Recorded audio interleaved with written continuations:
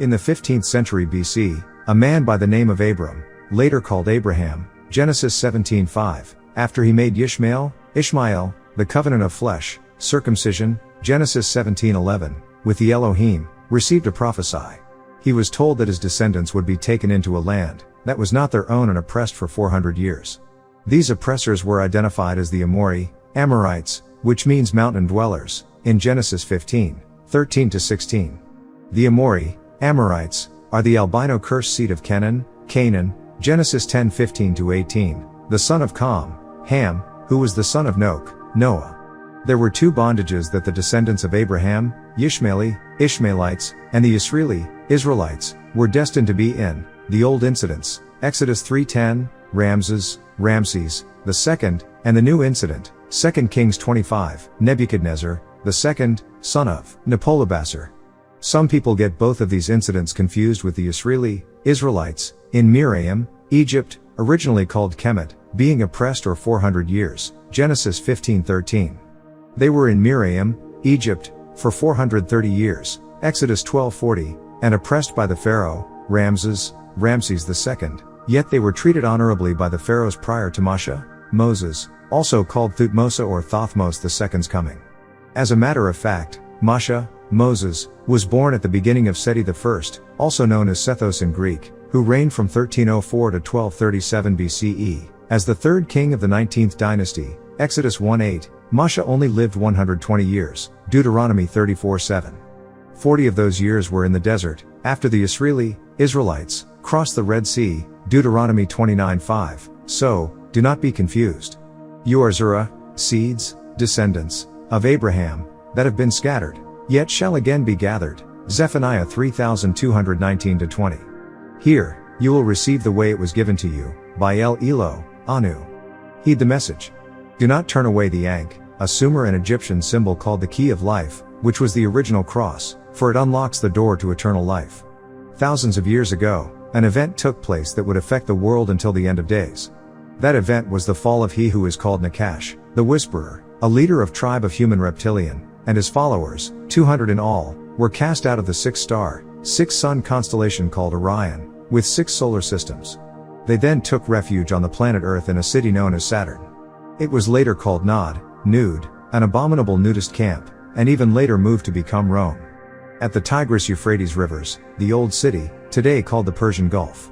Nod was a city that Nudimmud, Enki, son of Anu, set up and invited all of the Hindu deities who came in their Vimanas flying machines. There the 200 disagreeable beings mixed in with these disagreeable giants called the Anakites or Nephilim, Genesis 6:4, and bred a disagreeable race of hairy dark-skinned tall people.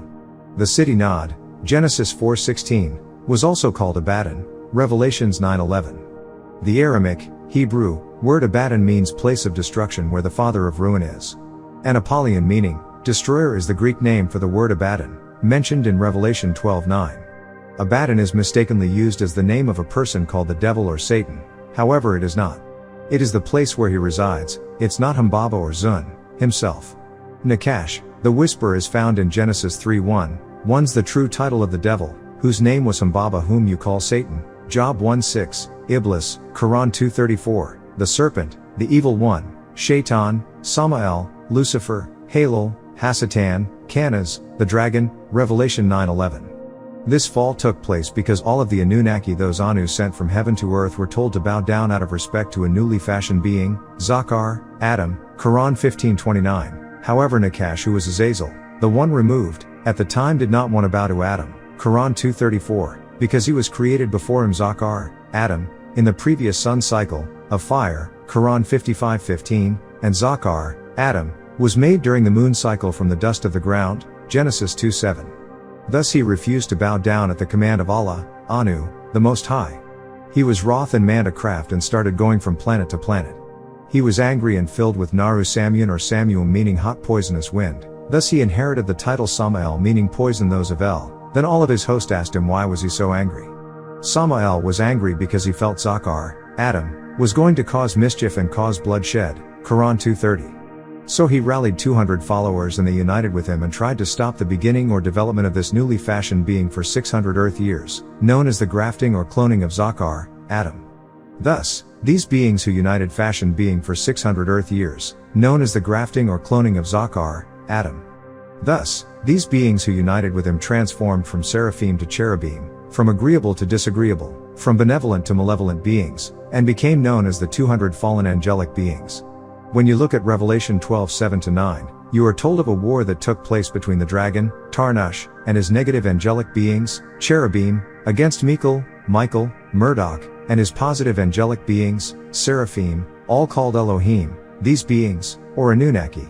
There is a big misconception when it comes to the truth about Nakash, the Whisperer, and his followers. That misconception, or lie, is that he, and his followers of devils are spirits, ghosts, or spooks, as many claim today, or just white people. Do not allow yourselves to be confused. Nakash, the devil, and the 200 fallen angelic beings are physical beings, men and women just like you, black and white devils.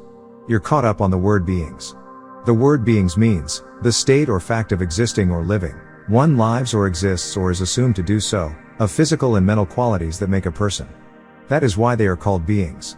Being is a physical description or attribution or thing. You are human beings. Thus, angelic beings are physical, with agreeable or benevolent natures and disagreeable or malevolent natures. Do you still doubt? Then you should take a look at Daniel 9:21, where it speaks of the angelic being Gabriel, Nusku, as a man, Ish, male living being. Then go further and read Yekakel, Ezekiel 28:14-18, Isaiah 14:12-21 and Revelation 13:18, and Quran 72-6. These all speak of the devil, as a male living being, Ish, bound to dwell on the earth. Let's go even further to Genesis 3:15 and I quote, "And I will arouse hatred in the midst of your descendants and Eve's, Nekabah's, descendants, your hate will be cunning and conniving as to approach from the lower heel as a snake when it bites, and their hate will be to bruise your heads." Right translation in Aramaic, Hebrew, by Dr. Malachi Z. York. The fact that the word seed zura is used for both woman and the serpent shows that they were both physical beings. Spirits do not have sperm and ovum, and they don't have chromosomes, or have children. Therefore, offspring cannot be used in a spiritual sense. You know that Nakash, the Whisperer, called the serpent, is not actually a snake. A snake is merely a metaphoric analogy because it is low to the ground as it crawls on its belly, hisses like a whisper, and most are poisonous, which is how the character of Nakash, the Whisperer, is described. The war that took place in heaven, Shemayim, meaning skies, up there, was because of Nakash's refusal to bow in respect to Zakar, Adam, Quran 2:34. He was ordered by Anu, he who is above, the heavenly one, along with the rest of the Elohim, angelic beings, to bow down out of respect to Zakar, Adam.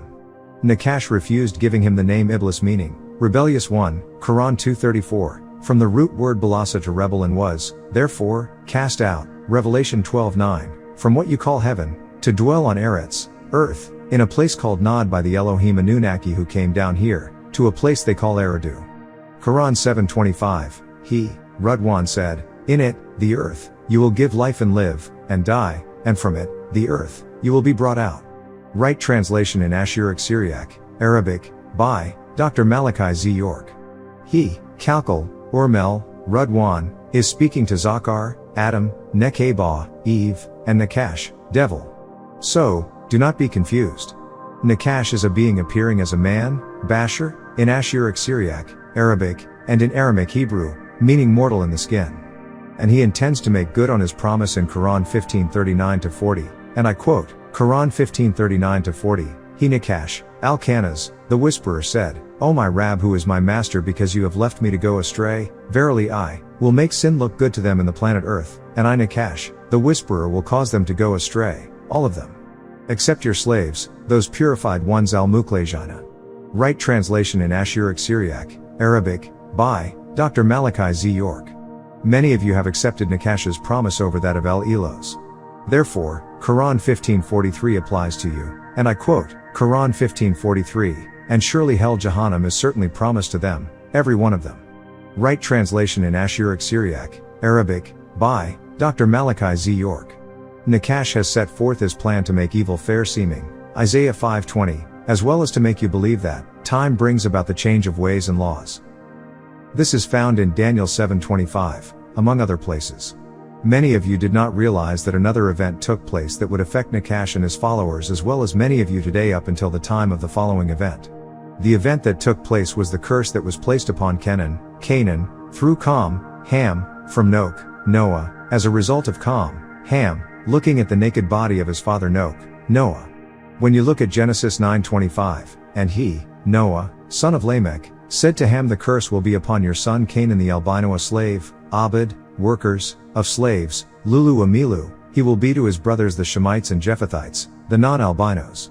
Right translation in Aramaic, Hebrew, by Dr. Malachi Z. York.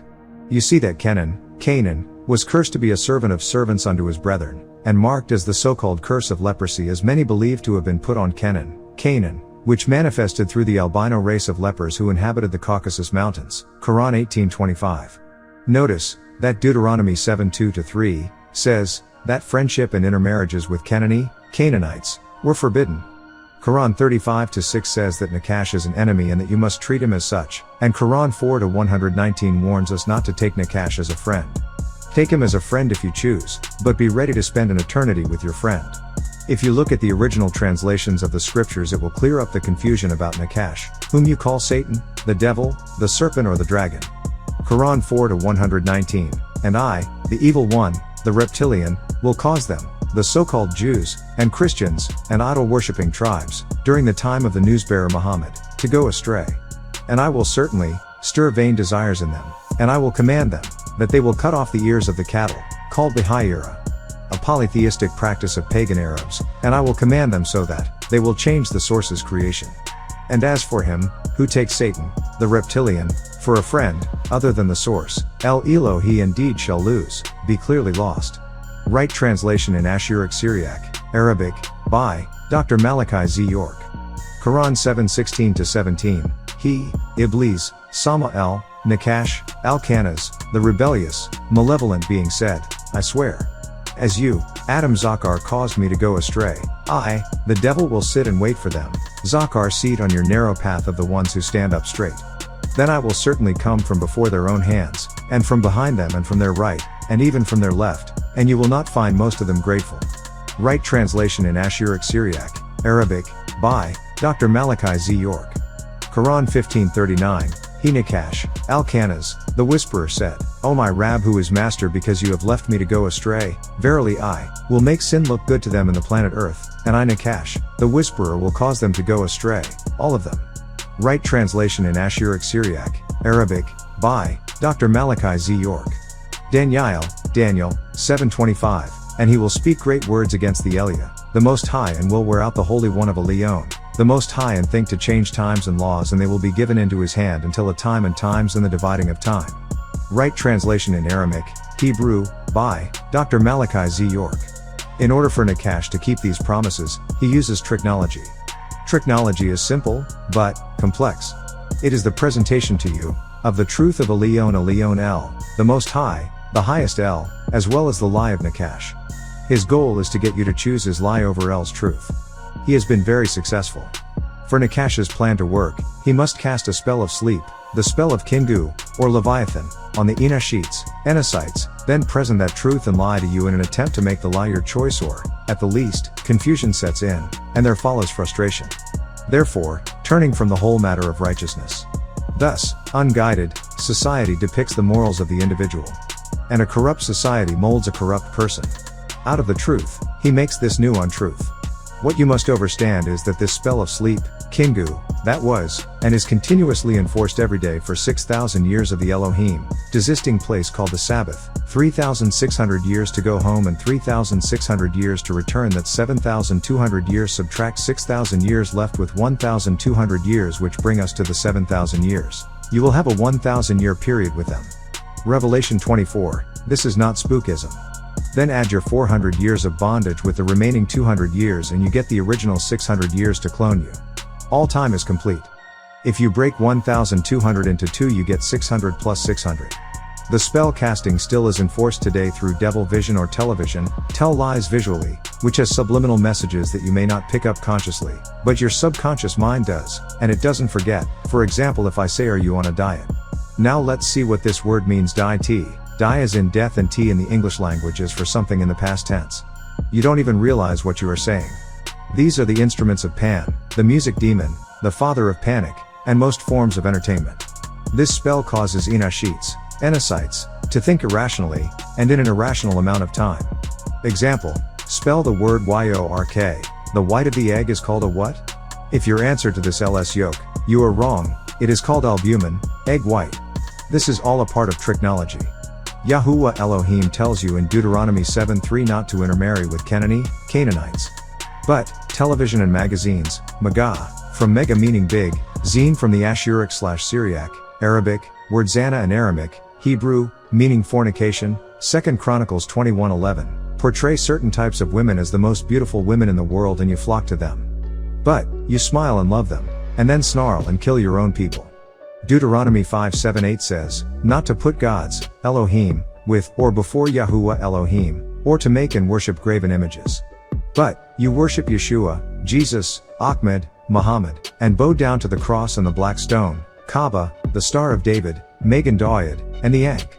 Deuteronomy 5:12-14 tells you to observe the seventh day as the Sabbath. But, you want to observe the day of the sun, or sun. You have been taking evil, Ra disagreeable, for good, Tob agreeable, sin for righteousness, and Nakash as your friend.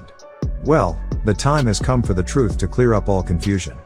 You can no longer be victims of tricknology, you need this right knowledge. You must know and understand truth. For you that are worshipping gods, read on. Know that Nakash, the whisperer, is limited to what he can do. As a whole he cannot take away the facts, he comes today in all races and colors. But, he can and does present truth with his lie, he will say herein lies the truth, enticing you to choose his lie. He must make evil fair seeming, or he will change it to look like it's his. This is tricknology. But, understand that for him to have a chance, he must be successful with Kingu, Leviathan, the spell of sleep, meaning, the spell of spiritual ignorance and racial separation. He must make blacks think they are better, and whites think they are better, so they hate. That's his job too, teach hate each other, and Orientals or Native Americans that's his job to teach you all hate. You are an intelligent people and far too advanced for Nakash, the whisperer, to go head up with you. His plan must be thorough, complete and complex.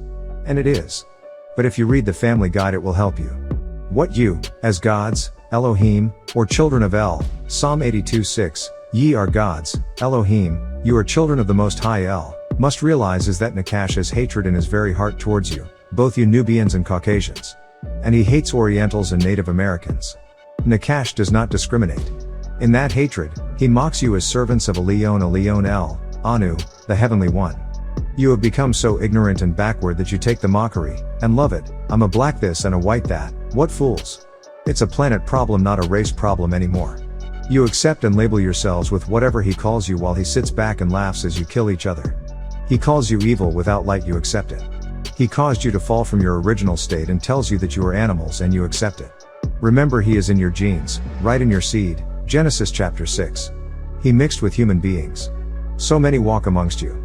That's why in Genesis 3:22 it states like us knowing good and evil, and then Genesis 6:5 the evil took over, Genesis 8:27. And now you are helping him. He calls you ignorant fools and you accept it. This is what you must conquer within yourselves. Don't listen to any teacher who doesn't know the language of the scriptures that he is trying to teach you from. You are confused because of black devils calling everyone else devils. About 2,000 years ago he called you Christians. Today, you are the biggest followers of this Christian joke, along with Judaism who call yourself Israelites or Yisrael or Hebrews, and Islam by whatever sect.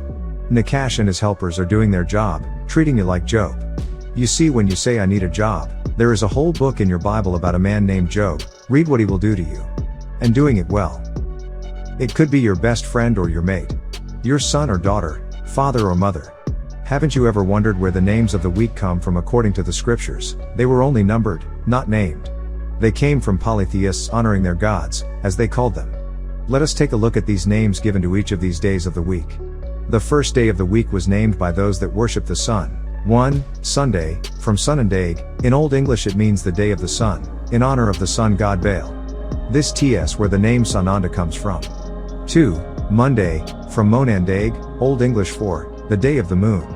Muna means moon, like the Latin luna, which goes back even further to the ancient cuneiform, and is the name of a ruler of the moon when it once had life.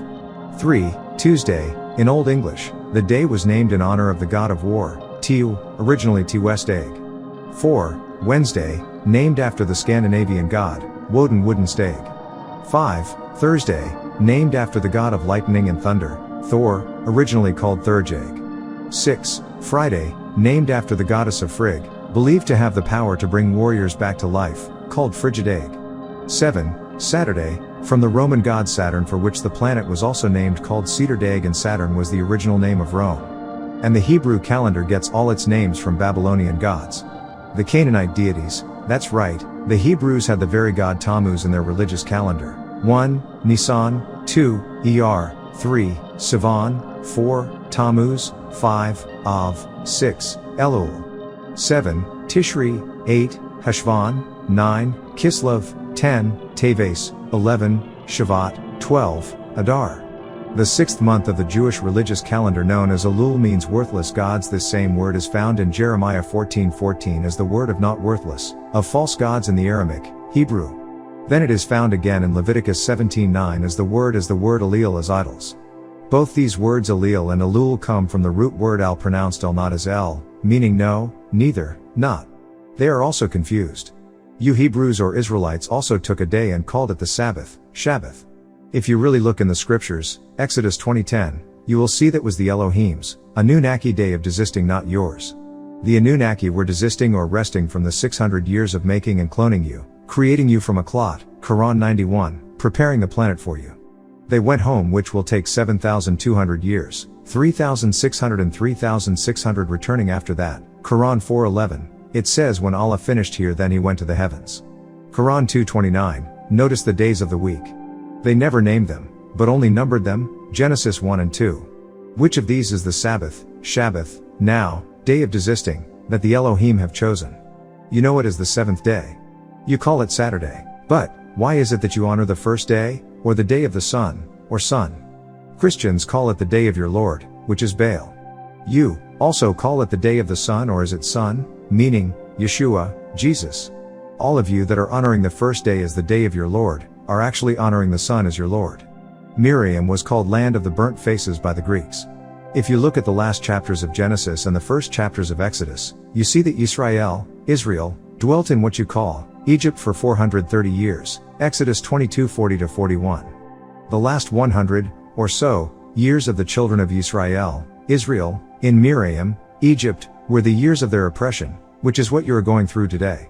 Also, note that the chief deity worshipped in Miriam was Ra, the seeing, as in the 21st chapter of Genesis, who Hagar, the Egyptian wife of Abraham, met as El Roi, which is Ra, symbol of the all-seeing eye, as you see over the pyramid on your dollar bill, also called the sun deity, which comes from Sumer as Anu in the Egyptian Book of the Dead.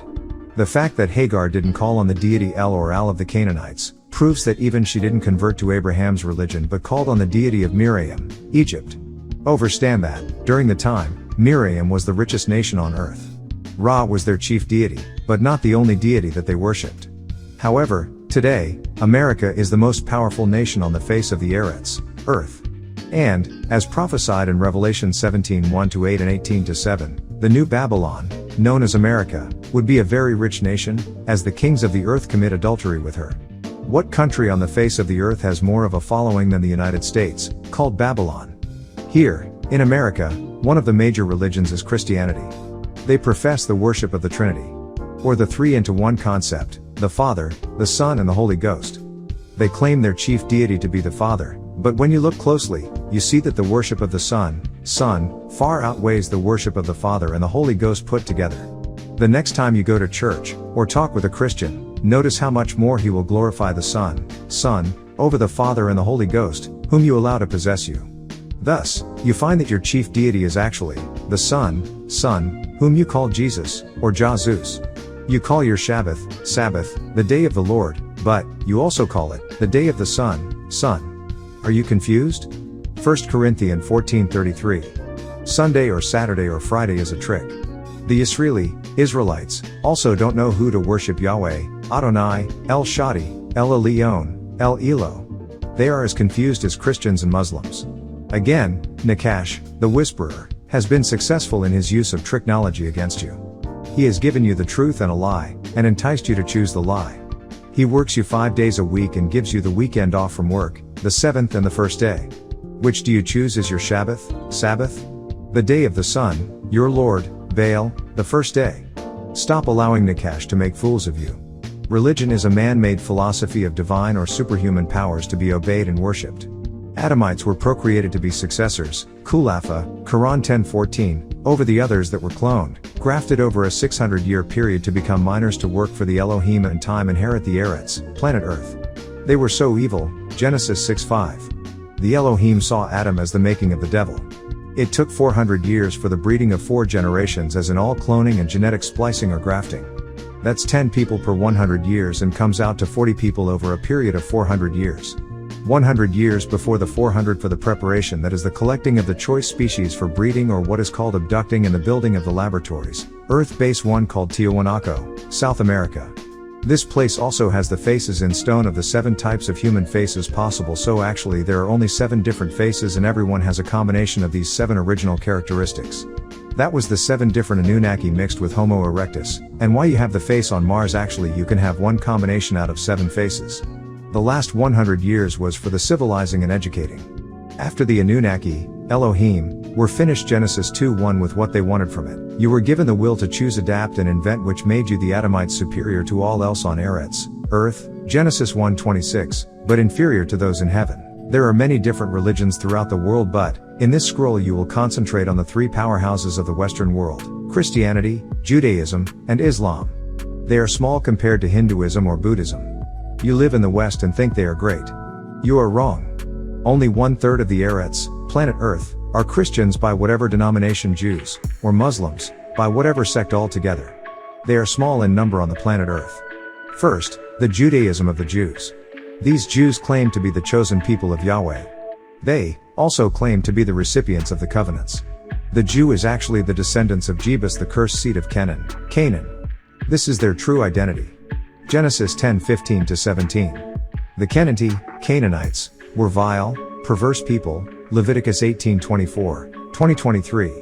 The Yebufc, Jebusite, the descendants of Jebus, and his brethren did dwell in Israel, for a time before they were kicked out. All of the tribes of Canaan, were dislodged except the Yebufc, Jebusite, Joshua 15:63.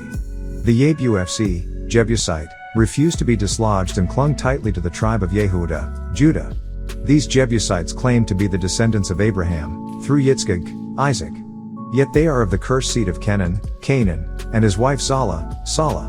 All the Israelites or Hebrews got their religions from these Canaanites. Even the black Jews or Israelite Hebrews Nubians followed white scales translations or their Hebrew versions of their books, patterned themselves after Canaanites, then calling them the devil.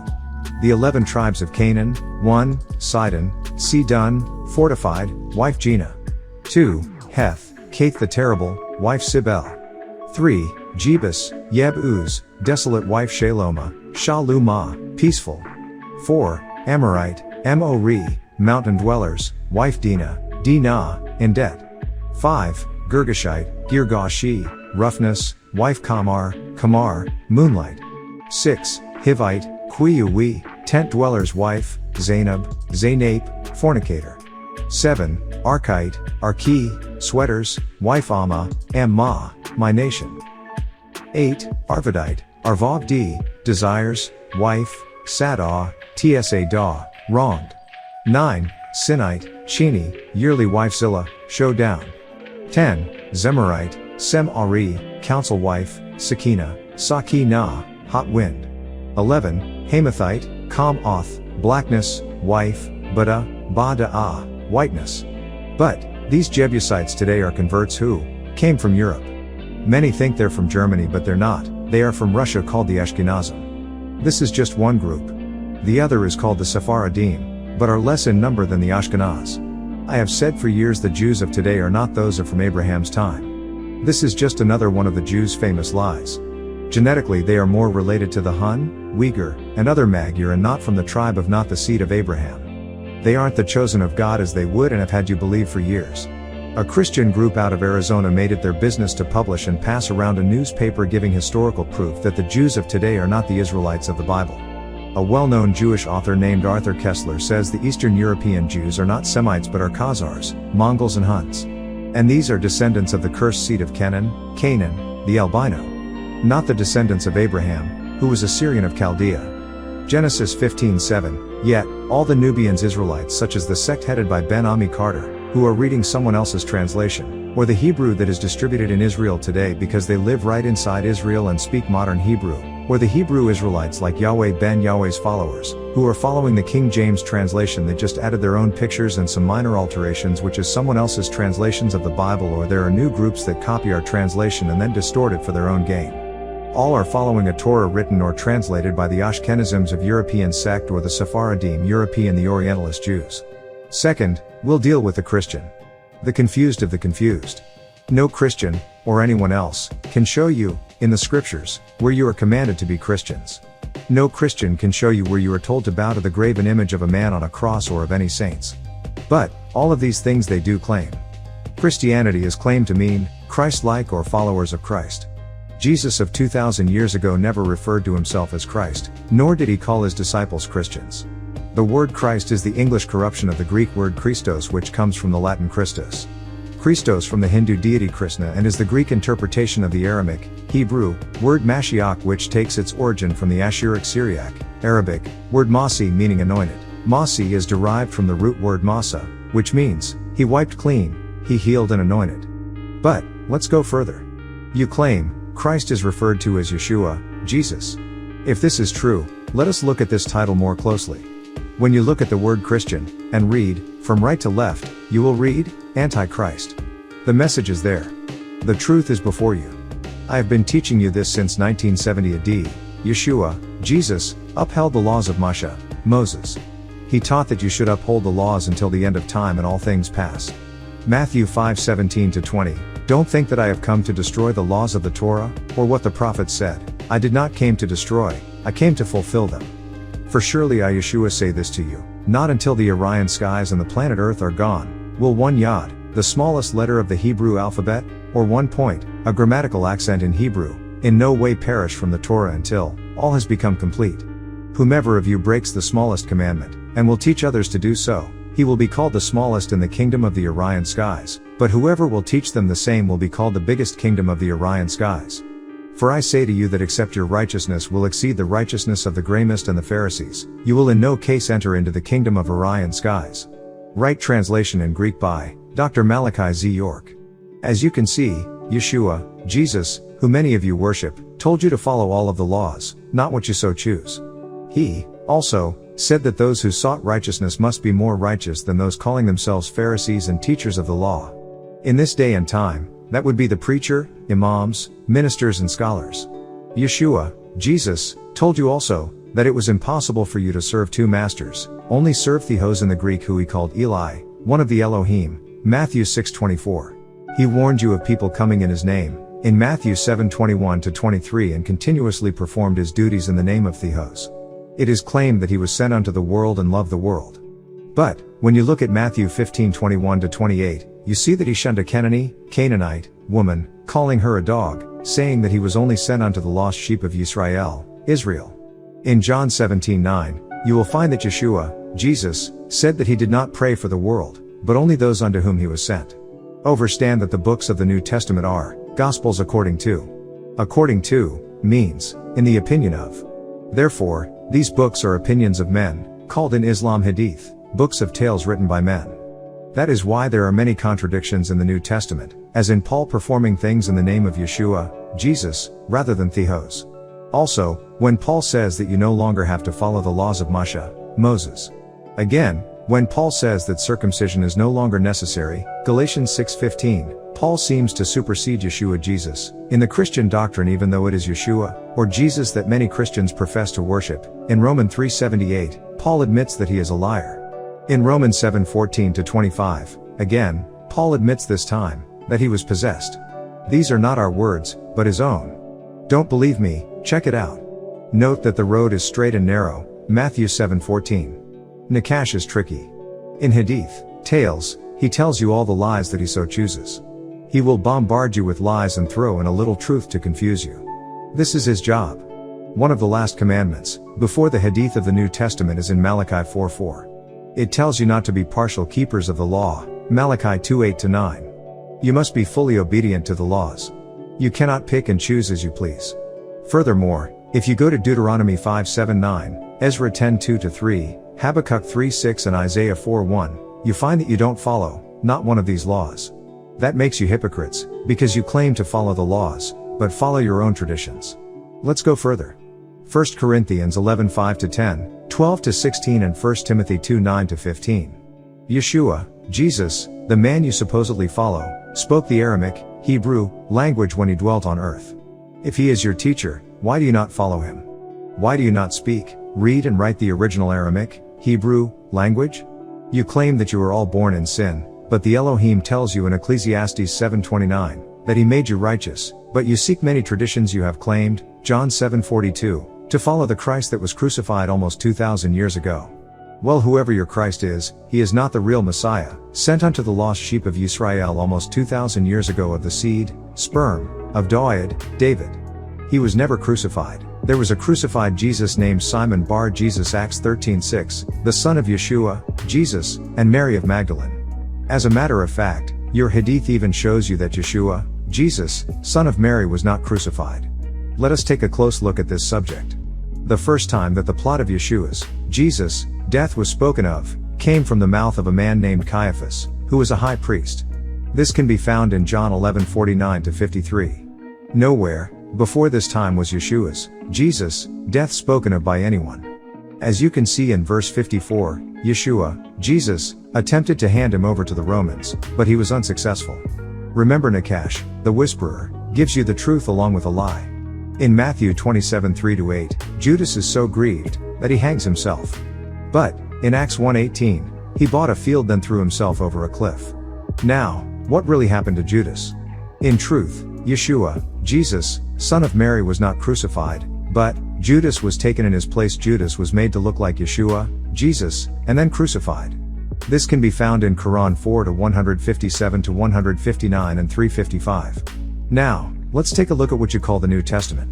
In the Gospels according to Matthew 26:38-42, Mark 14:33-39, Luke 22:39-45 and John 7:1-3, Yeshua, Jesus, prays not to be crucified. Now, something interesting happens in John 18:48. Here, the soldiers have came to arrest Yeshua, Jesus, but see a light about him and bow to him. They said that they had come to take him, but twice, not once, fell to the ground before him. The Gospel of Barnabas, verse 217, one of Yeshua's, Jesus, disciples, says that Judas was miraculously transformed to the appearance of Yeshua, Jesus. How would the soldiers have known, if their faces were to the ground? And how would the disciples know if they forsook him? Matthew 26:56. Let's go further. On the cross, Yeshua, Jesus, is said to have questioned the will of Theos in Matthew 27:46 and Mark 15:34. Wouldn't this be considered a sin to question Theos whom you call God or Yahweh? In Mark 9:31, Yeshua, Jesus, says, and I quote, Mark 9:31, for he was teaching his disciples and said to them, the Son of a mortal being is delivered into the hands of mortal beings and they will kill him and after he is killed he will rise the third day. Right translation in Greek by Dr. Malachi Z. York. Why is Yeshua, Jesus, speaking to himself in the third person as him and not me? He is not speaking of himself, but of another. Who is the him? Normally, Yeshua, Jesus, speaks of himself in the first person, as I, Matthew 10:33. Could this be Judas he was referring to? After Yeshua, Jesus, allegedly died on the cross, the body was immediately taken down and wrapped in linen, Luke 23:53. Now in Luke 24:5, when people were looking for Yeshua's, Jesus, body, they were asked, by two men in shining garments, why do you look for the living among the dead? According to Christian doctrine, once you die you rise in spiritual form. So, why was Yeshua's, Jesus, body missing? Why would these men say, why do you look for the living among the dead? Let's go further. In Luke 24:36-42, Yeshua, Jesus, appeared to the disciples. As a matter of fact, he even said that he was alive in the flesh and allowed them to touch him in Luke 24:39. In verses 42 and 43 of the same chapter, he eats fish. Spirits do not eat. He was alive. In John 20:14-16, Yeshua, Jesus, is disguised as a gardener. He could not let it be known that the wrong man was killed. They would try again. Yeshua, Jesus, was not crucified. He lived to be 120 years old, as prophesied in Genesis 6:3. Here, Yahuwah tells you, Genesis 6:3, and then Yahuwah declared, my soul the seed of the Elohim bred and the Adamites from Ninki, The divine will not judge in their genes for eternity, because it has been mixed with human skin. He is also immortal, Homo erectus to Homo sapien, and must die in time. In fact, all the days of his physical lifespan will be only 120 years. Right translation in Aramaic, Hebrew, by Dr. Malachi Z. York. Yeshua, Jesus, is the only one sent from Yahuwah or Eli, called my spirit in Quran 21:91, to dwell among men. Do you claim that he is wrong, or is lying? Let's, quickly, summarize this crucifixion. First, Yahuwah tells you, in Genesis 6:3, that Yeshua, Jesus, would live for 120 years. Then you have men telling you the story Yeshua, Jesus, in their opinion. In Hosea 6:6, you see that the Elohim does not desire sacrifice, but mercy. If you go to Genesis 22:1-18, you see that Abraham was also tested with sacrifice. He was to sacrifice his son and was willing. Thus, this was a test of Abraham's faith and obedience to the Elohim, Genesis 22:12. Abraham passed, and a ram was put in the place of his son Yitzchak, Isaac. So, you see, 2,000 years ago, the ram, Judas, was put in the place of the Son of Man. Then, you see that in Luke 22:42-44, that Yeshua, Jesus, prayed for this cup to be passed by him. In Hebrew 5:7, you see an admission that his prayer was answered. Then, let's go further.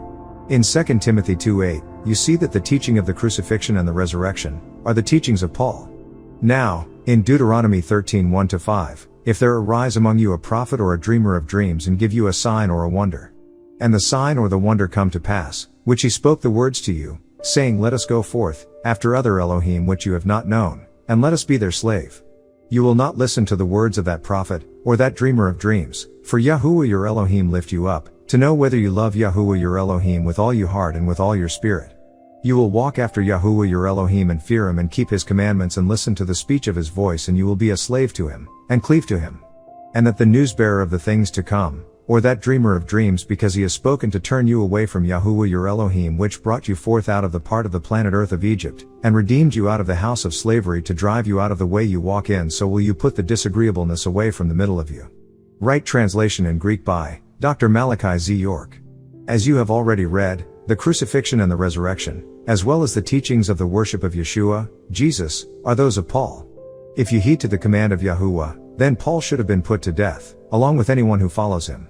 Even in your own doctrine, Yeshua, Jesus, said, in Matthew 7:21, not everyone calling on him, claiming to do things in his name will enter Aranos, heaven, but he would claim not to know you. One last thing, in Matthew 12:40, Yeshua, Jesus, compares his situation to that of Jonah, saying, Matthew 12:40, for just as Jonah was 3 days and 3 nights in the whale's belly, so will the Son of a Mortal be 3 days and 3 nights in the heart of the earth. Right translation in Greek by Dr. Malachi Z. York. Jonah, was alive while in the belly of the huge fish. Making the point that just as Jonah was assumed dead but was alive, so Yeshua, Jesus, was alive, while in hiding, in the heart of the earth. Now, as for the Muslims, Islam is filled with many traditions, blasphemous and paganistic practices. You call yourselves ones of peace, but continuously and unrighteously declare war, as in Iraq and Iran. You hold a stone sacred called the Kaaba, just as the Israelites do a stone wall today called the Wailing Wall. When Leviticus 26:1 says, and I quote, you are not to fashion for yourself idols or statue figures, nor are you to raise up yourself to stand before images, nor are you to set up any kind of figure of stone in your part of the planet earth, so as to prostrate to it, for I am Yahuwah of your Elohim. Right translation in Aramaic, Hebrew, by Dr. Malachi Z. York. And Micah 5:13 says, your engraved images also will I cut off, and your standing images out of the middle of you, and you will no more worship the work of your own hands. Right translation in Aramaic, Hebrew, by Dr. Malachi Z. York. Another point, why is it that you go forth to announce your prayers by calling the Adhan? For one, the word azan is found only once in Quran 9-3. The word azan is used by the Muslims as the call to prayer cannot be found in the Quran as al-Adhan. You will find it in the 9th chapter 3rd verse, but Allah and Muhammad are making an announcement, as they translate it. The word azan is a derivative of the Ashuric Syriac, Arabic, word aznun, which means ear, the object by which to listen. The Quran uses the word nudia, which means he called or summoned, Quran 62-9. In Quran 7:55 they use the word adu, which stems from the word da'a. Quran 7:55, humbly call out to your master, the source, El Elo, in secret, surely he, the source, Allah does not like those who violated the sanctity of supplication, by raising their voices impertinently, or rudely. Right translation in Ashuric Syriac, Arabic, by Dr. Malachi Z. York. Where is it that you get you should pray 5 times a day? The Quran mentions only 3 by name. 1. Salat al-Fajr, Quran 2-187. 2. Salat al-Wusta, Quran 2-238. 3. Salat al-Isha, Quran 30:18. There are 7 types of prayer. 1. Fardu Ain, which is prime, individual duty, should not be missed on any account. 2. Fardu Kifayat, obligatory is a generous contribution. For instance, in a funeral procession a person offers funeral prayer. 3. Wajib, obligatory, when a person who doesn't offer a sacrifice on Eid al-Adha, feast of the sacrifice, requiring 2 raka'ats, bowings in the performance of worship. 4. Al-Sunnat al-Mu'akkadat, not obligatory, is for one who takes refuge that the Muhammad used daily. 5. Al-Sunnatu Gairu al-Mu'akkadat, not obligatory and is a category for all prayers that do not fall under the previous category. 6. Salatu al-Nafil, an optional salat that can be performed any time consisting of 2 raka'ats. 7. Salatu al-Witr, which means odd, and this prayer has an odd number of raka'ats. These are the 7 times you can pray during the day. 1. Sajadu al-Maghrib, which is when the day starts, as it says in Genesis 1:5, and I quote in part, and the evening and the morning were the first day. Quran 2-117. 2. Salatu al-Asa, obligatory, the night prayer, Quran 24:58. 3. Salatu al-Tahajjud, the midnight prayer, Quran 17:19. 4. Salatu al-Fajr, obligatory, worship at daybreak, Quran 2-187. 5. Salatu al-Ishraq, is performed when the day is well started but not at its peaks, Quran 38:18. 6. Salatu al-Duha, this is late morning prayer before the zenith around 11 a.m. 7. Salatu al-Zubr, obligatory, this prayer is performed during the early afternoon, Quran 278. 8. Salatu al-Asr, this is late afternoon worship, Quran 2-238. You claim that the Quran was revealed pure, in unadulterated classical Arabic. Yet, you admit that dots, as well as vowels were added after Muhammad's death, which means you have changed the language of the Quran. The Quran was revealed to Muhammad in the Quraysh dialect. Muhammad received the first chapter of the Quran at the age of 40, that would have been in the year 610 AD. Being he was born in 570 AD, so, tell me, how pure is the Quran today? The copy of the Quran that so many of you today hold is not even a copy from the original Quran. The copy of the Quran that you Muslims have today is copied from what those true followers of Muhammad were able to remember and put together. Quran 5:19, family of the scriptures, certainly the one we sent, Muhammad, came to you making clear for you all, bringing a new book, the Quran, lest you say, there has not come to you a bearer of good news, nor a warner, so certainly, there has come to you all a giver of good news, and a warner, and the source, El-Elo, has the power over all things. Right translation in Ashuric Syriac, Arabic, by Dr. Malachi Z. York. Furthermore, you boldly claim that the covenant was taken from Yisrael, Israel, and given to you as descendants of Ishmael, along with the Quran. You claim that Allah sent his Quran to only you, but he says that he sent it unto Yisrael, Israel, Quran 683-90, also and all who would listen, Quran 46:30-32. Can you dispute with Allah? No, you cannot. Muhammad was chosen by Allah. Who were you chosen by? Muhammad was a Hebrew and an Islamic Hebrew. The Quran was given to Yisrael by virtue of the fact that all the people such as Abraham, Yitzchak, Isaac, Ishmael, and Moshe, Moses, mentioned are from the Torah. So it is for Yisrael, Israel, also. In Quran 2-130 it tells you to follow Abraham, that he is the Imam of nations, and those who do not follow his millah or way of life are fools. So who was the Quran sent to? Another point, Muhammad's descendancy was traced back to Ishmael, whose descendancy is traced to Abraham, Genesis 16:15, and his Egyptian wife Hagar, Genesis 16:3, who were what? Israelites? No. Assyrian or Chaldean, because Bethuel, the son of Nahor, Genesis 24:7, and Nahor, was also the father of Terah, Genesis 11:24, the father or Abram, Genesis 11:27. So Bethuel was Assyrian as found in Genesis 25:20. That would mean that Abraham was Assyrian, and the word found for Assyrian in the Hebrew text is Arami, meaning a thing or person from Syria, Aram, and Aramith means the Aramaic language and is the feminine form of Arami. Then the language of Abraham the Chaldean, Genesis 11:28, was Syriac as well as Aramaic, and Chaldeans also spoke Syriac, Daniel 2:4.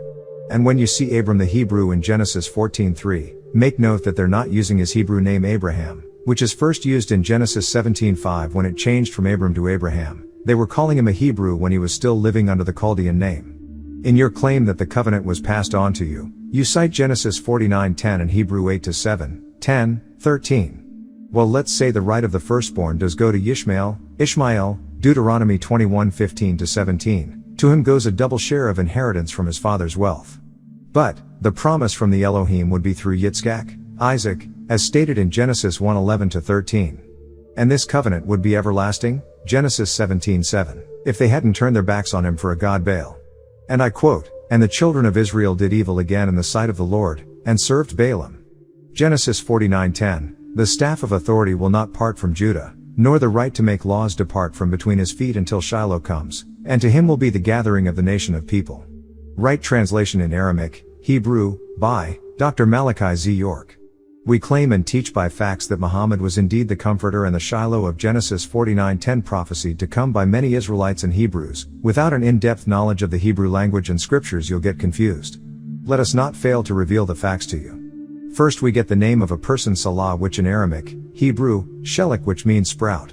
This can be found in Genesis 10:24, and the Greeks repeated the same name in Luke 3:35 as Salah father Haber, and then in 1 Chronicles 1:18 we have the spelling Shelah, also in verse 24 the same spelling as a son of Arphaxad father of Haber. So this is definitely not the Shiloh. Next you have Shiloach, also spelled Silo and means shoot of growth, sent forth, and is referring to a fountain of Jerusalem, also Nehemiah 3:15 backs that up. Then we have the word Shiloh, which is a town in Ephraim found in Joshua 18:1-10 and Judges 21:19. That is definitely not the Shiloh, and if looked up on the page 177 of a book called All the People and Places of the Bible by 3 separate scholars of the language, holding PhDs, copyright dated 1982. You'll find under that word the meaning of peace, which the book of Isaiah 26:3 spells out peace as shalom, and is also used in Job 22:2 to be at peace. Then again in 1 Kings 7:51 was ended. As you can see, the same word is being used to complete or finish, to end as in to complete a building. Then again you find the word in Psalm 32:5 Selah, and it is used at the end of Psalms and means to get ready for prayer in Aramaic, Hebrew, and the same in Ashuric Syriac, Arabic, as the word Salat. In the quote Genesis 11:28 it speaks of Haran the brother of Abraham dying before their father Terah, in the land of his nativity being Ur of the Chaldees, which is the land of Syria, making Abraham a Syrian by birth. Genesis 12:4, the quote Genesis 22:22 where they refer to Bethuel, son of Nahor, Abraham's brother, Terah, son, as a Syrian, and the word in the Hebrew language is translated as Aramaic Genesis 10:11. Then in Genesis 11:31 Terah takes his family Abram, Sarai and Lot, son of Haran, and moved them again from Ur of the Chaldees to the land of Canaan, to live. Even Yahweh says in Genesis 15:7 that he took him out of Ur of Chaldees to the land of Canaan. We also get the same through the family line of Noah, and we see the name Ashur meaning level plain. These are the Assyrian people, sons of Shem. They were Nubians, and the word Syria today comes from it. So you see that Aramaic and Ashuric, or what's called today Hebrew and Arabic, are dialects of the same language. That one language spoken in Babel is found in Genesis 10:5. This is the exact same chapter where we find in verse 11 Ashur, or Syria, and in verse 23 Aram, or Hebrew, and in verse 24 the word Eber, where the word Hebrew comes from, and that one language and tongue was cuneiform. Cuneiform, the father of all languages, is confirmed in Genesis 10:10, where you see the words Babel and Erech and Akkad and Kalna, all of which are in the land of Shinar. These are not Hebrew words. They are cuneiform, from which all of them came. Just look at the name Kalna, fortress of Anu, a Babylonian city. Many will try to say Hebrew comes from Phoenician, a word you cannot find in the Bible or the Torah. It is a New Testament book of Acts 22:2 concept and refers to a mountain region between the Mediterranean Sea on the west and the mountains of Lebanon on its east. So, there is no truth to that. So the Salat mentioned in the Ashuric Syriac, Arabic, of the Quran 2-3, is the same as the Selah mentioned in the Psalm 32:5. Also, when one says that Shiloh can't mean peace or can't be referring to Muhammad, let me make it clear that the Ashuric Syriac, Arabic, word salam and the Aramaic, Hebrew, word shalom both apply to righteous people. Quran 2-128 uses the word muslimina for a tranquil or peaceful person. Then it uses in Quran 2:27 Musli Huona. Both places are referring to the righteous people and both are titles of Muhammad. So Ilam is Shiloh as well as Shalom and Muhammad is the Shiloh. Thus the scepter of Judah did pass by way of Bilael, an Ethiopian Hebrew of the tribe of Judah, into the hands of Muhammad, from Muhammad to the Sudan into the hands of Al-Mahdi the guide. If you were able to look into the meaning of this word you get Huda, which is the same root of Yehuda, Judah. So, a remnant of the house of Judah, called the Hadan-Dawa tribe or the Fuzzy Wuzzies. You hear the phonetics Hayden equals Hada, guide Dawa call, summon, meaning the call of the guided. Of Nubia, who also in Ethiopia are called the Falasha, are keepers of the Ark of the Covenant, Genesis 25:10, to this day. So the everlasting covenant to this day was complete in the coming of El-Mahdi the Lion of Judah, who yielded the reformer the forerunner of the real Messiah. Some people are under the misconception that Haile Selassie was the Lion of Judah, however you are wrong.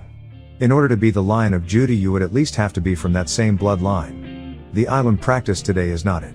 It is Wahhabi sectism. It is what is practiced by the Ansarullah under the Holy Tabernacle. The prophecy fulfilled. Abraham is the father and founder of the religion of Ilam. But Melchizedek was king of Salem, Islam. As mentioned earlier he taught Abram and he was Murdoch meaning ruler of the deities, the Anunnaki from Sumer. Abraham is not the founder of all Islam, his religion Millatu Abraham and Dinul Islam, the religion of Islam, but he called them Muslims first, Quran 2:132, and gave birth to these three denominations. 1. Judaism, by way of Yehuda, Judah, son of Jacob, Jacob, and Leah, who was a descendant of Yitzchak, Isaac, son of Abraham and Sarah.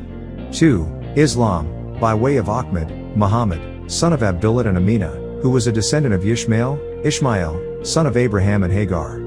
3. Christianity, by way of Yeshua, Jesus, son of Gabriel, and Miriam, Mary, descended from Jacob, son of Yitzchak, Isaac. So real Jews, Christians and Muslims are those who follow Abraham's religion. In Quran, Surah 990, 97-99, 101, 102, you will find that Allah has told you that you should not follow the desert and Bedouin Arabs, for they are the worst concealers of truth and unbelief and the biggest of hypocrites. The problem is, these are only two types of Arabs.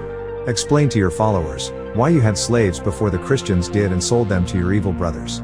You cannot. Many of you are blindly following these hypocrites, believing that Allah really chose these people and sent them scriptures. Do not allow yourselves to be tricked. The only difference between them is that some live in the desert and some live in the cities. There is another group of Muslims that we must address. The Nation of Islam, who taught that Allah came in the person of a man named Master W.D. Farr or Wallace Douglas. However, 2 years after the true leader Master Farad Muhammad or W.D. Farad, Abdul Wali Farad Muhammad Ali, had been replaced, is when Elijah Poole met Wallace Ford. This master stayed for 3.5 years. They are confused of which one they speak of. These are the men whom they call Allah and they believe them to be one. They are expecting his return. But which one are you expecting to return? You tell Christians to stop worshipping their Yeshua, Jesus. Yet, you do tell you. Wallace D. Farr Muhammad is actually Wallace Ford, one of Adolf Hitler's Venusians, just like a man came to Earth July 10, 1856 AD, named Nikola Tesla. Then on January 7, 1943 AD, he worked with the Philadelphia experiment. Just like a man known as Val Thor whose original name was Valiant, who came from the planet Venus on March 16, 1957 AD, and stayed on Earth in the Pentagon for 3.5 years, as Master Farad had some 20 years earlier, giving certain information that would help humans, but the reply was the people of Earth are not ready to cope with such conditions that would come into existence. He was allowed to help some scientists dealing with medical projects associated with space science. On March 16, 1960 AD, he had superpower. He was able to read minds, know of events that happened without being present, clairvoyance, he could communicate without verbal speech, telepathy, he could become invisible, he had supreme knowledge of the universe and he had no fingerprints. In your teachings, you say that the Caucasian was genetically grafted by a man named Yaqub, Message to a Blackman page 9. The name Jacob, can be found in Genesis 28:1 and the only grafting that Jacob, did was to his livestock by mating the spotted with the unspotted. The spotted were to belong to him and, the rest to his father-in-law, Laban, which means, white, Genesis 30:21-43. Therefore, where is this grafting, that you speak of, coming from? Then, you who call yourselves the 5%ers, agree with the nation of Elam except for your concept of God because you say you are gods. This is true according to Psalm 82:6, but why would God or a supreme being breed a disagreeable nature? You the 5%ers speak about the gravitation of the devil done by this scientist named Yaqub using magnets, who was born 20 miles outside of Mecca. First of all, in Saudi Arabia, where this Yaqub was born 8,400 years ago, there are no natural magnets. Knowing this, where did he get the generator to charge the magnets he used? If you go 20 miles to the west, you'll end up in the Red Sea. If you go 20 miles in the remaining directions north, south, or east, you'll only get more desert.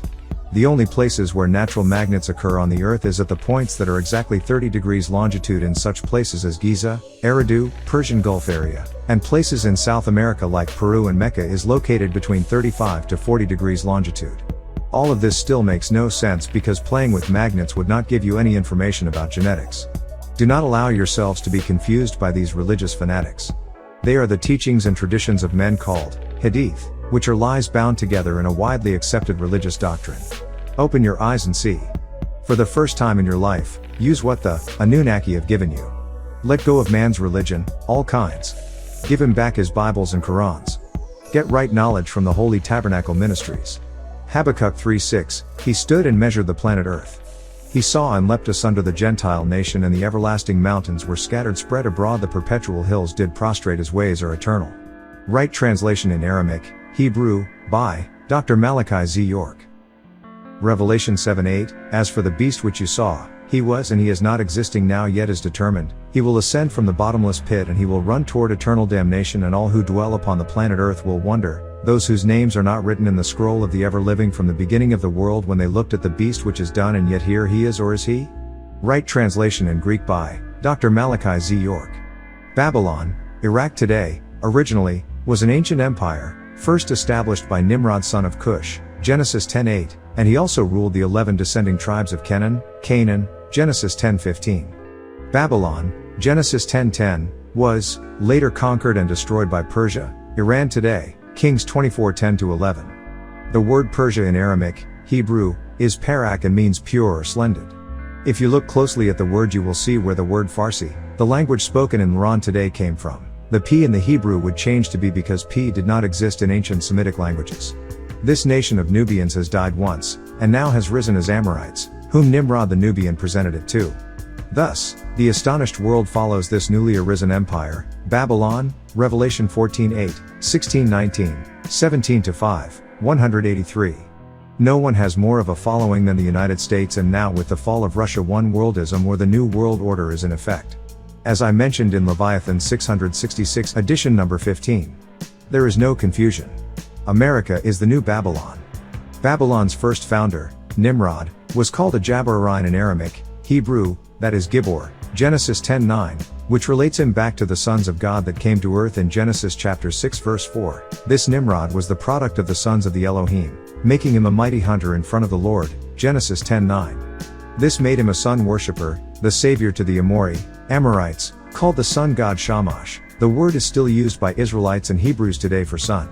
And the symbol of the ancient Babylonians for the sun was taken from the Sumerians. And as you can see, it is a circle with 6-pointed star surrounded by 10 planets, called by the Israelites, the Star of David. This Nimrod united the Canaanites, under his rule. And they still follow him today. He was made to look like a bad man because he said worship Anu and founded the city called Kalna, which means, fortress of Anu, Genesis 10:19. It is for this reason Abraham versed Nimrod, who upon hearing his words threw him in the fire, Quran 2-258. He was later rescued not by his God but by the daughter of Nimrod named Keturah, whom Abraham made a wife, Genesis 25:1, and had 5 sons by, Genesis 25:4. Yet even Keturah, didn't convert to his religious beliefs that he obtained from living amongst the Canaanites, who had their own El and a Leon who was called Hadad, Adad, Shub, Ishkur and Baal, 1 Kings 18:40, Judges 2:11, Quran 37-125, the disagreeable son of Enlil who supported the worship of Ishtar in the Babylonian history. Nor did Keturah's sons the Midianites, Genesis 25:2. And then look at Exodus 18:1. This Jethro, was a Cohen priest, just like Melchizedek of the Elohim. Jethro, already had a faith before he met Moses, and his faith was in the same Elion Anu, of Abraham. Abraham fell into worshipping the El or El short for Elion, Al-Lion, a deity of the Canaanites as we said earlier. This El-Elyon is not to be confused with the real Anu, who is El-Elyon El. This is like when the Nation of Islam declared in 1930 AD, in America, that a European man, born in 1887 to 1934 AD, named Wallace Dodd Ford, who they called W.F. Muhammad, is the Allah of the Quran of 1,400 years ago and the Allah who created the whole universe. And they get a new group of people by the thousands in this new Babylon confused into thinking that this is really Allah. The same thing happened in Babylon with the name El. The Canaanites, created their own El, which became Elohim, which became an Adonai and a Yahweh and a Shadi and an El Elo. This was their use of their deity using the real names, just as in Genesis 4:16 and Genesis 4:24, where a list of names sounding very similar to the true family line is found in Genesis 5:28. The Canaanite deity is referred to as Al, not Anu, when the Ayan, lame name Al or El is in reference to Anu, in the Ashuric Syriac, Arabic, of the Quran of the Muslims 2-255, is spelled Al-Ali. The Most High, and in fact, a whole chapter, the 87th chapter of the Quran, is entitled The Most High from its first verse and the last two verses that deal directly with what's called the Suhuf of Abraham, which translates as the Book of Abraham, which is referring to the tablets before the 5 books of Moses, which are cuneiform tablets of the Enuma Elish, which uses the name Anu as the Most High and is the 36th of the Muslims' 99 best names of Allah.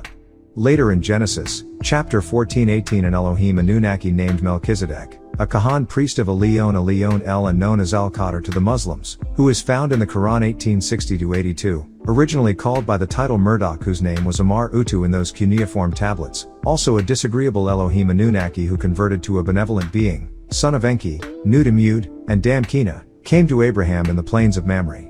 This place was named after an Amorite, who allied himself with Abram, Genesis 14:13-24. Melchizedek made Abraham stop worshipping on the ground and from worshipping the false Yahweh and introduced him to the real Elyon El, Genesis 14:22. Then in Genesis 15:1 he gets the symbol of the Anunnaki, the 6-pointed star, as a symbol of the sun, and it's called in this quote in the Aramaic, Hebrew, Megan, meaning a shield, later to become the Star of David, Psalm 3:3, the symbol of the coming of the Babylonian god Tammuz, as a Messiah type, Christ, as logged by the stars, thus the coming of the wise astrologers, Magi, Matthews 2:1-2, Ezekiel 8:14. This is why in Exodus 6:3 it says that Abraham did not know El Shaddai by this name Yahweh, Jehovah. For this El Shaddai was Metatron the Disputer, the 11th of the 24 Elohims assigned as guardians, from the 8th planet called Rizq, in the 19th galaxy. These Rizq-Tyans are over the earth, Revelation 4:4. They control 10,000 angelic beings in human form here on earth to help guide. So during Abraham's time there were many Yahwehs who were Elohim agreeable and disagreeable. So Abraham hated Nimrod for trying to introduce him to Anu, and later Melchizedek brought Abraham back to this same Anu, but by the name Elyon El, the same deity of Nimrod. The new Babylon was prophesied of, almost 2,000 years ago. Revelation 18:2-8, speaks of the fall of Babylon. Babylon is also spoken of in Zechariah 5:5-11. The actual empire of Babylon fell to Persia in the year 539 BC. This book of Zechariah was written 19 years later in 520 BC, therefore, the Babylon that was spoken of had to have been a nation of the future. The same nation that was spoken of in Revelation 14:8, which was written in 96 AD, over 6 centuries after the fall of the first Shinar, meaning the plains, flatlands. Babylon was ruled by the Anunnoi. It was Babel, meaning doorway to El, or Babylon, which is the doorway to Elyon in cuneiform, which was the reason behind the fall of the Tower of Babel. They used the sound of the name and spelled it wrong. So Babel gets its name from cuneiform, and Babylon means door to Elyon, Elin, because it doesn't make sense in Aramaic, Hebrew. However, page 28 of the people and places in the Bible under the name Babel they have gate of God, yet right beneath it, they say for Babylon the meaning is unknown. And also they say for Babylonia, the meaning is unknown. Some people think that Shinar is Babylon, but if you look at Genesis 10:10, where they refer to the kingdom of Babel, and Erech and Akkad and Calneh, these 4 kingdoms were in the land of Shinar. Shinar means watches him that sleeps and is the plain known as Chaldea, Isaiah 11:11. So we say the 4 kingdoms, of which Babel was one of them and was in the plains of Shinar. Shinar is not Babylon the old or the new. So when the scripture was being changed from Aramaic and Syriac, they didn't have the meaning of this place Babel, because it was a cuneiform word, and this word Babel meant door or gate, and the word El was added to it. Tower whose top should reach into the heavens, which simply means a gateway to A. These people were not Hebrews, they were Babylonians, and Babylonians lived in Babylon, which was a city built by Nimrod on the plans of Shinar. Again, this takes us back to Genesis 10:10, where you find the word Kalna in Strong's Concordance translates as fortress of Anu. And if you go to the tablet of the Enuma Elish, you'll find a verse that has Anu. So it is a Babylonian thing from the Gilgamesh tablets, and it's hidden in the name Kalna. These things your Jewish translators won't make easy to find. You will have to, if you are sincere, do some research. The trick is when you see Babel as a place, and then you can look in the English dictionary and it gives you the definition confusion and makes you think that the translation of the word Babel is confusion, when the very word Babel in Webster's unabridged New 20th Century Dictionary on page 134, defined as a Hebrew word Babel, a confusion of voices, and Webster's dictionary gets its meaning from the Bible. Genesis 10:5. Nimrod had the Canaanites building the Tower of Babel as a launching pad for a craft, Sham, that would reach into the heavens, which is now the Orion constellation, known then as Ala in the 19th galaxy, to make a name for themselves. Genesis 11:4. If you read Revelation 13:1-4, it gives you a description of the beast. Now take a look at Revelation 13:16-17. And the beast caused all people, both big and small, rich and poor, free and slaves, to get a stamp in their right hand or in the space between their eyes, so that no one would be able to buy or sell, except for those that had the stamp or the name of the living beast or the number 666 of his name. Right translation in Greek by Dr. Malachi Z. York. What you have just read tells you of your very future. Many of you may not yet fully understand, but you will. A beast, in the Old Testament, is a symbol of a nation. The symbol of Leviathan is the seven-headed, 10-horned beast. This is the beast of prey and destruction, made up of the seven most powerful leaders of the new Roman Empire: England, Russia, France, Germany, Spain, Italy, and the United States. These major powers have conspired the new One World Order. This new One World Order is very real, very dangerous, and very near. The plan for this world order is not new, but a very old one. If you check your soon-to-be extinct dollar bill, you will see that on the back read, Annuit Acceptus, Novus Ordo Seclorum. This means, our enterprise has been crowned with success, a new social order or new deal. Understand that this is not the extent of their plan. They intend on taking many of you into slavery. Many of you will be put in detention camps, or concentration camps, as they are also called. Notice all of the base closures. What are they doing with these areas? These military bases are equipped with high fences, barbed wire, barracks, and whatever else they need to get and keep these camps going. But let's break down this one world order, as described by the scriptures. The beast was to have 7 heads. There are 7 areas of nations on the face of the earth, as previously mentioned. The new world order will be a global order throughout these nations, who are crowns worn by kings, and a king must have a kingdom to exercise his power as a king. So, throughout the earth, there will be a one world order, one government, that will break down into 10 provinces or minor kingdoms within the one kingdom. The world leaders, 7 heads and 10 horns, under the rule of the United States, are busy building a political, economic empire in all 4 corners of the planet Earth. They are one nation under their god, Leviathan, moon god named Sin, indivisible. They also constitute the European Common Market, which is the foundation of the New World Order. It was established in 1957 AD, to unite the nations after World War II and to ensure the world that such a war would not happen again. The European Common Market, with its headquarters in Brussels, Belgium, in the same building as the computer IBM 3666, the beast capable of holding 20 pages of information for over 220 million human beings. This is confirmation that they plan to control the world. All the major powers are European countries except the United States. Europe was chosen because it is very powerful in heavy industry. United States is the second largest nation in the manufacturing of iron, steel, and coal. The United States and Europe, together, will control the world, because they will be the suppliers to everyone. The non-members will be destroyed. But, you love Western culture, technology, and business. Now, where do you go? What do you do? There is a solution. But your solution all depends on who you are. The leaders and propagators of this one or new world order have plans for you. They plan on making you their slaves, and if you are of no use to them, then they plan on exterminating you. But you that seek death will not find death. You will live in a torturous time, Revelation 9:6. Now, what will you plan for yourself? Elion has a plan for his people. Zephaniah 3:19-20, Malachi 3:16-18, 4-1, Daniel 12:1-4, to you that turn from this message, it will tap you on the shoulder and slap you in the face.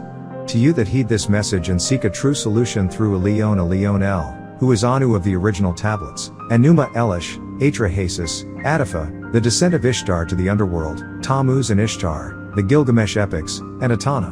Many of the unknowing and ignorant may and will claim this to be in the distant future. But they are just that, unknowing and ignorant. The microchip that they plan to insert into your hand or forehead has already been invented by Dr. Charles Sanders. These microchips are so small they could be implanted right underneath your skin with a hypodermic needle without your knowing about it. They have already been implanted inside of pets to store information, such as a record of immunization, name and address of owners, and are used as tracking devices if the pet is lost. Now if this microchip can store simple information about a pet, think about what it can do for a human, or maybe even control a human? The microchip is the key in the New World Order. Many people mistakenly and blasphemously call the fashioner names other than what he has given you to call upon. He told you in Zephaniah 3:9, "Then will I turn to the nation of people a pure language that they may call upon the name of Yahuwah to slave for him with one consent." Right translation in Aramaic Hebrew by Dr. Malachi Z. York. The name El is spelled two ways in the ancient languages. One is El with the Aramaic, Hebrew, letters Aleph, lamed, which means the source of all. The other is El-Ayin, lamed, meaning the highest. Both of these can be found in all the Semitic languages like Ashuric, Syriac, Arabic. They do not hold the same meaning. One, as stated earlier, come from Elion El, or in Ashuric, Syriac, Arabic, Al-Alyan Ali, and the Ayin, lamed, pertains to the highest. Don't forget the disagreeable or malevolent beings who also misuse these names.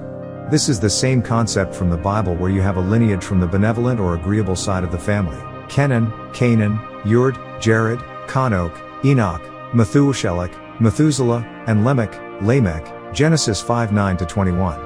And on the malevolent or disagreeable side of the family: Cain, Kanok, Enoch, Lirid, Erid, Mekoiel, Mehujael, Methusael, Methsael, and Lamech, Genesis 4:17-18. This is the same concept found in the scriptures that was used for the names Elion, El, and Alayan. Now look at the word Elohim as found in the beginning of the scroll of Genesis, which has El as in Aleph, lamed at the beginning of it. This lets you know this is not the El of the Canaanites. It is falsely translated as God to give the impression that it's a single form, when in actuality, it is a plural because of the last two letters Yod, Mem, which is like adding an S to the end of a word. Throughout the Bible, the name Elohim is used for benevolent, good, angelic beings, Tobi, agreeable, and malevolent, bad, angelic beings, Ra, disagreeable.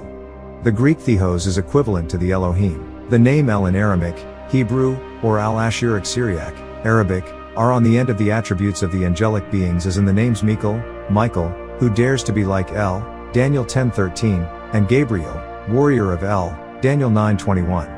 However, all names that end with El in English does not mean that they are from El, as in the name Aharhel, meaning a following host, Chronicles 4:8. As you see, El is not at the end of the name in the Aramaic, Hebrew language, or even in the name Yael, who is the wife of Heber, a Kenite, descendants of Midian, that means mountain goat, wild goat. Notice this name has Ayin, lamed, not Aleph, lamed. The name Elohim, El-Roi, El Elyon, all begin with El. So El is the beginning and El is the ending. The first and the last, or in Greek Alpha and Omega. This is Anu. The Ul can't be the first what or of what? When Abraham was sanctioned by Malachi Zodok, Melchizedek, meaning angel of justice, also called Murdoch, he started destroying all the idols that his father Terah was making, because Melchizedek had introduced him to a deity called Elion El, which is where the shortened form El or El comes from. Genesis 14:20, and blessed be Elion El, the Most High, who have delivered your, Abraham's, enemies, the Mesopotamian army, into your hands. And he gave him, Melchizedek, a tenth of all he owned. Right translation in Aramaic, Hebrew, by Dr. Malachi Z. York. Another point is the use of the word God. I should tell you that there are human beings who actually believe in myths and theories, because of what they were taught about this word God. Beliefs in these myths and theories have sent people to their graves, because they don't do any research about their religions or their so-called gods. Instead, they do things like, if their child is sick, they won't take the child to the doctor. They would rather sit around and believe that if they pray to their so-called God, their baby will get better.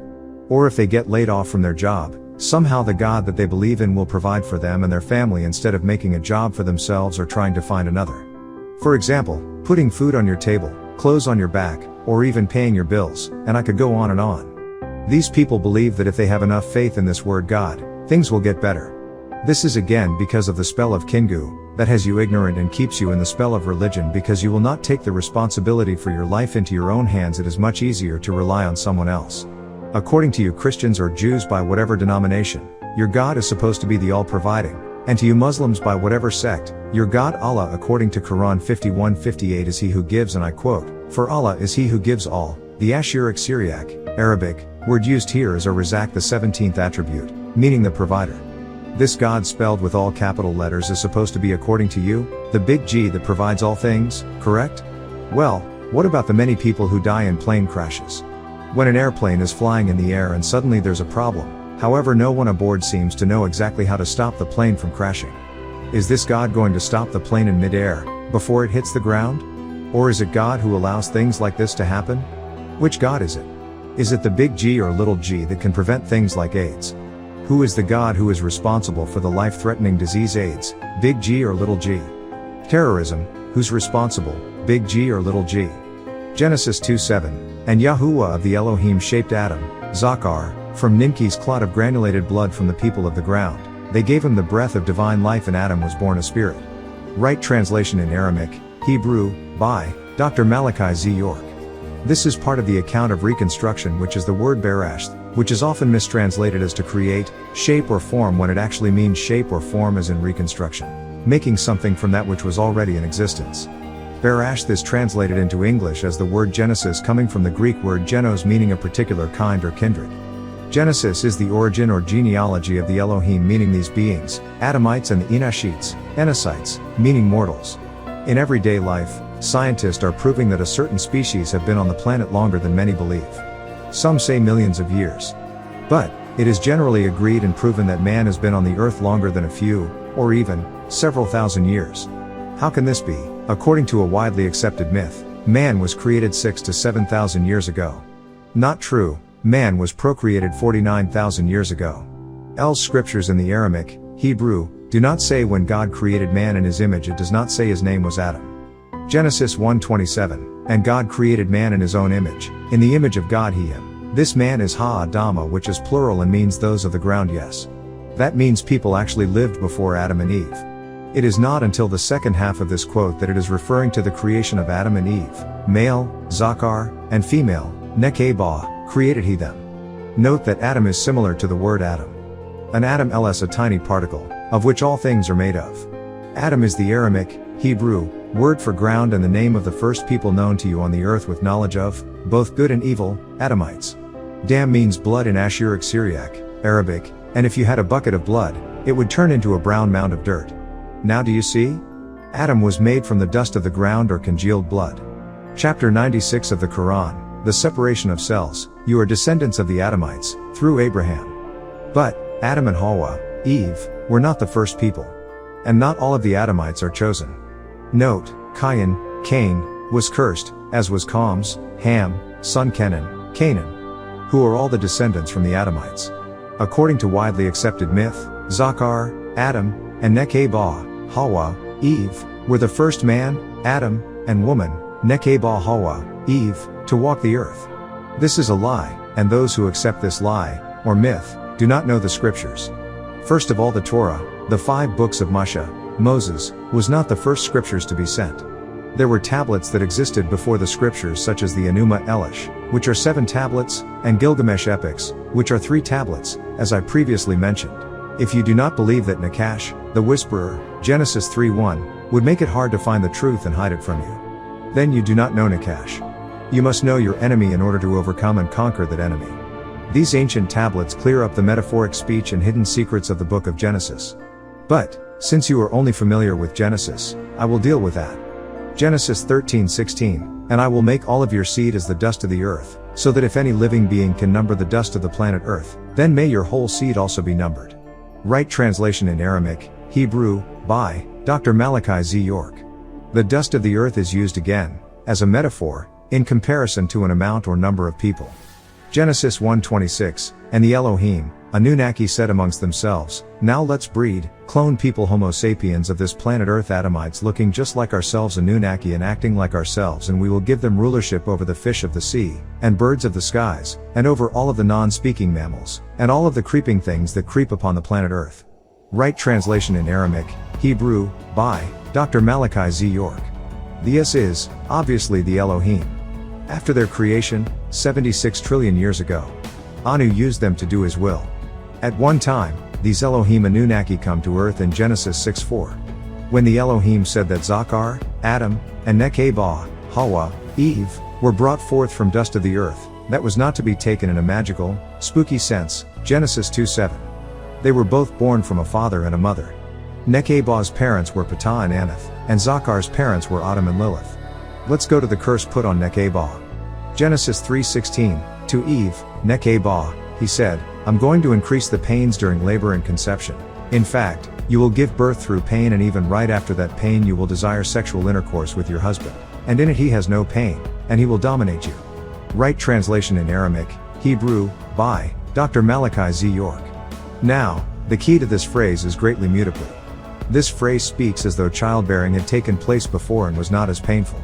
Up to this point Nekabah, Eve, had bore Zachar, Adam, no children, so how could Yahuwah greatly multiply something that has never happened rather than just making it painful? But, he said that he would increase it or make it worse. This means, that it had happened before Nekabah. Genesis 4:2, and she added on another his brother Abel the breath of life the shepherd, and his twin sister Luboda, and in time Cain became a farmer. Right translation in Aramaic, Hebrew, by Dr. Malachi Z. York. As earlier stated, Nakash, Shaitan, Satan, Samael, Elkanah, Halel and his followers were bound to dwell on Eretz, earth. He and his followers were 200 in number. They are not to be mistaken for the 1/3 of the malevolent, disagreeable, Elohim Revelation 12:4, cast out of Elin, with his father Zun, Enzu, Tarnash, Beelzebub, Shachar towards Orion and into the star constellation known as Dracos. After the Great War between Dracos, the star constellation in the 18th galaxy called the Milky Way, and Murdoch, the name of Nibiru, a mother plane and planet ship, which was controlled by Michael, head of the archangels. Zun, out of his jealousy over Michael and his position as head of the Anunnaki, the only true Elohim, started the war by shooting a bomb, called a shield depleter, at the dome atmosphere that covers the planet Rizq, the 8th planet in the 19th galaxy of Elin. These beings of Dracos were Zun's helpers, and they were reptilian. Yisrael Js, the Aramaic, Hebrew, name of the nation the many call Israel of El scriptures. Yisrael is said to mean, Prince of El, as found in Genesis 32:28. The people of Yisrael are descendants of Abraham. The people of this nation, which does include Ishmael, and Midian, fourth son of Keturah, by Abraham serve one, named El.